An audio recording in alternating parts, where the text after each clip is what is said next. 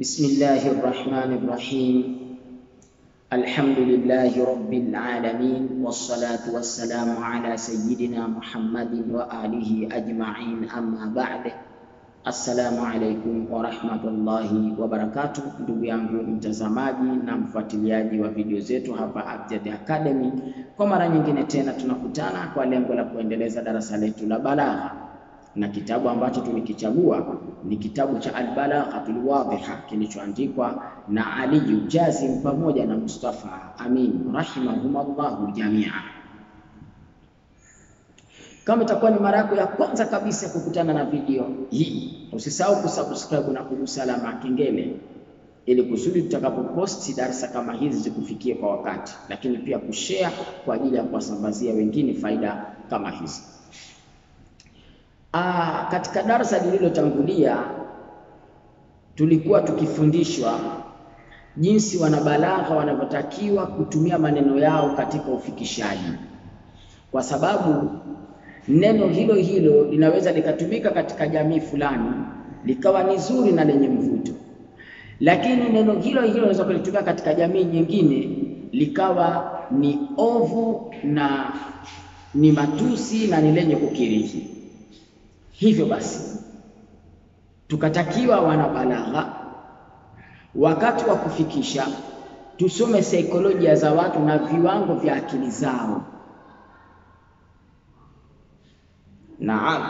Na katika hilo tukaonyeshwa kwamba maudaba hapo mwanzo neno aidan kwa wao lilikuwa ni neno la karaha na hawalitumii, lakini alipokuja mshairi akaimba shairi la rubba warqaa hatufin fi dhuha dhati shajwin sadahati fi fanani, wakaja wakaona kumbe kuna sehemu hautaweza kupata neno la kuliweka isipokuwa neno hilo. Kwa wakaona katika shairi hili limetumika neno aidan na kusinge kupatikana neno jingine la kuvutia kama hilo aidan katika beti hizo. Kwa hiyo bado wanachuoni hawa wapo katika kutufundisha jinsi ya kutumia maneno wakati wa kufikisha jumbe zetu. Wanasema wa min amthilati dhalika, na katika mifano ya hilo qaulu al-Mutanabbi li Kafur al-Irshidi, ni qauli ya Abu Tayyib al-Mutanabbi kwa Kafur al-Irshidi fi awwal qasidatin madahahu biha, katika kasida yake ya mwanzo aliyomsifia. Alimsifiaje? kafa bika daan, ya kutosha ugonjwa wako, antaral mauta shafia, kuona umauti kuwa ndiyo ponyo, wa hasbul manaya, na yanatosha mauti, an yakunna amania, kuwa ndiyo matarajio, kuwa ndiyo kitu cha kutamani. Asa kabla tujaenda kulifafanua hili shairi, turudi kwanza tumwangalie Kafur al-Irshidi kama alivyoelezwa hapo chini ya kitabu, kwamba Kafur al-Irshidi yeye alikuwa akiitwa Kafur. Alinunuliwa mwaka 312 na al-Irshidi aliyekuwa ni mfalme wa Misri, kisha akamwacha huru, akanasibishwa naye, kwa maana ya kwamba aliishi naye kama mtoto wake, watu wakamnasibisha naye, akaitwa Kafur al-Irshidi. Baada ya mfalme huyu al-Irshidi kufariki, Kafur alikuja kukaa kwenye kiti kile cha ufalme wa Misri mwaka 355 na alitawala sehemu hiyo kwa muda wa miaka hiyo miwili, kwa sababu alifariki mwaka 357 sehemu inaitwa Kahira. Huyu Kafur al-Irshidi alikuwa ni sahibu wa al-Mutanabbi, kwa maana walikuwa wana upenzi ndani yao. Sasa al-Mutanabbi ndio anamsifia beti hizi. Beti hizi yupo mshairi ambaye aliwahi kunukuu hichi kipengele cha kafa bika daan antara al-mauta shafia wa hasbul manaya an yakunna amania, kuunganisha na beti za mtu aliyekata tamaa, ya kwamba mtu yote ambaye kakata tamaa katika majambo huwa haoni dawa isipokuwa ni kufa, kana kwamba vile mgonjwa ambaye anaona kwamba hakuna dawa ya kunipoza, labda yaje umauti. Yupo mshairi ambaye aliwahi shairi kama hivi. Lakini Al-Mutanabbi, kwa sababu Kafur al-Ikhshidi alikuwa ni shujaa, alikuwa ni mtu mwenye akili sana na mwerevu sana. Sasa tabia ya watu mashujaa huwa hawafurahi kufa sehemu zisizostahiki ushujaa wao, yani kufa kitandani, wanahisi wamekufa madhalili. Kwa hiyo anamsifia ushujaa wake akimwambia, kwa ushujaa wako ulivyo wewe bwana, umauti peke yake ndio ponyo, na mauti ndio anatosha kuwa ndio sehemu ya kutamani, kwa sababu ndio shujaa alivyo. Kwa anasema kafa bika daan, ya kutosha ugonjwa wako, kwa maana huo shujaa wako, antara ni mauta shafia, wewe kufa kwenye umauti, hapo ndio utakuwa umepata hadhi. Wa hasbul manaya an yakuna amania, na inatosha umauti kuwa ndio sehemu ya kutamania. Yani ukiwa shujaa alafu unatamani usife sehemu ya ushujaa wako, wewe bado hujaa shujaa. Hii ndio maana ya beti hii. Kwa hiyo amemsifia kwa namna ambayo hata Kafur al-Ikhshidi mwenyewe pia anaiona kwamba kweli mimi nimesifiwa ni shujaa. Wa qawluhu fi madhihi, na kauli yake katika kumsifia, wama tarabi lamma ra'aytuka bid'atan. Wama tarabi, hii neno tarabi ina maana ya furaha yenye kupitiliza iliyoungana na kicheko, ndiyo tarabi. Bid'atan ina maana ya mwanzo, sio bid'a hiyo shar'an ambayo sisi tumezoea kupigizana nayo kelele mitandaoni na sehemu mbalimbali. Hii bid'a, hii sio bid'a, hapana, sio hiyo. Bid'atan maana yake ni kitu cha mwanzo kabisa kinaanza kutokea, ndio bid'atan. Kwa hiyo anasema wama tarabi, na haikuwa furaha yangu mimi, lamma ra'aituka bid'atan, wakati nilipokuona mara ya kwanza kabisa. Hapana, hiyo sio furaha yangu, sawa, haikuwa furaha yangu, bali laqad kuntu arju, hakika nilikuwa nikitarajia, an araka, pindi nitakapokuona tu, fa atrabu, nianze kucheka. Yani utaitafsiri vipi beti hii ili iweze kuwa imetafsirika vizuri? Utasema hivi, na sikuwa ni mwenye kucheka eti kwa sababu ndo leo nakuona, hapana, bali nilikuwa tangia mwanzo natarajia fika siku nitakayokuona nicheke kweli kweli. Sasa maneno haya ukiangalia ni maneno kama yanabeba mtu kwamba alikuwa ana hamu ya kukutana na mwenzake apate furaha ya hali ya juu. Lakini je, wanazuona wametafsiri vipi beti hii? Qala al-Wahidi, amesema al-Wahidi, hadha al-baitu, beti hii, yushbihu al-istihzaa, hufananiza mzaha.